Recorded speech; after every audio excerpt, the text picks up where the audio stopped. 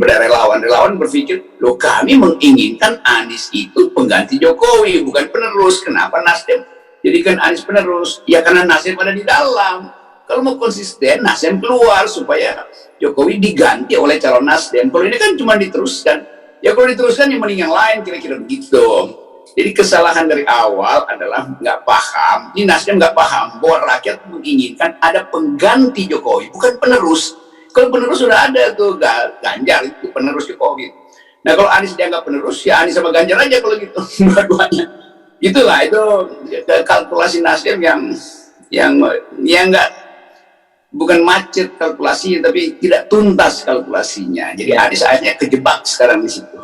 Ya, oke. Nah, tapi apalagi kan kemudian Pak Surya Paloh menyatakan dia tidak akan mundur, tetap mengawal pemerintahan Jokowi sampai tahun 2000, Jokowi Ma'ruf sampai tahun 2024, kecuali dimundurkan oleh Pak Jokowi, itu lain hal. Menurut saya kalau sebenarnya kalau lu mau menang banyak itu seperti Anda katakan, konkret aja sekarang. Kan paling ini pemerintahan Jokowi tinggal 2 tahun gitu ya kan.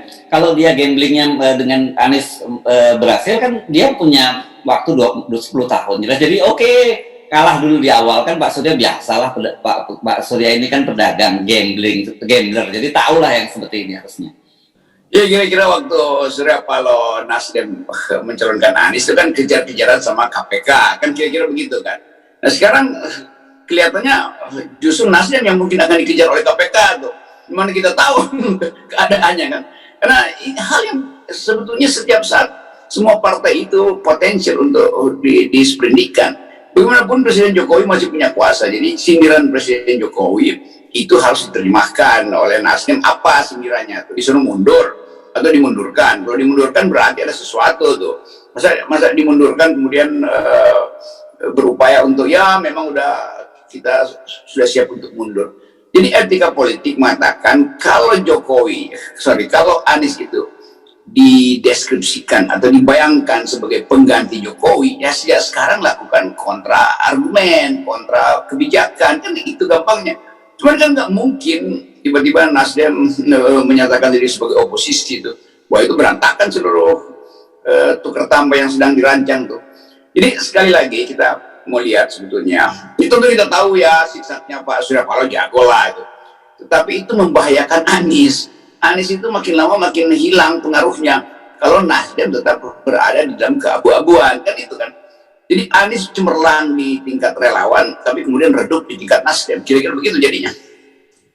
Oke, jadi sebenarnya ini walaupun Pak Jokowi ini kan pakai politik Jawa lah ya, pakai menyindir walaupun kalau orang, padahal sebenarnya di dalam Melayu juga ada tuh peribahasa yang menyatakan bahwa sindir anak itu tegur anak sindir menantu. Sebenarnya kan ada juga seperti itu.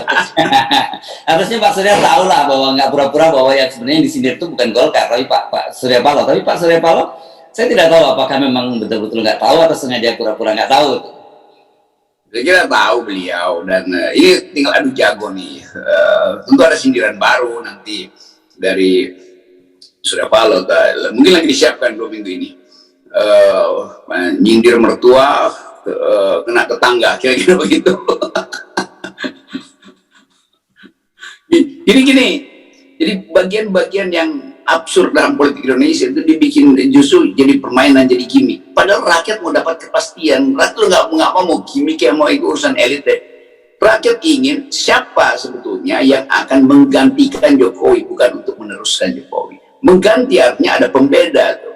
Kalau dikatakan bahwa Nasdem masih bagus nih legasi Pak Jokowi, berarti legasi itu harus diteruskan oleh Anies. Kita cuma mau luruskan aja jalan pikiran publik.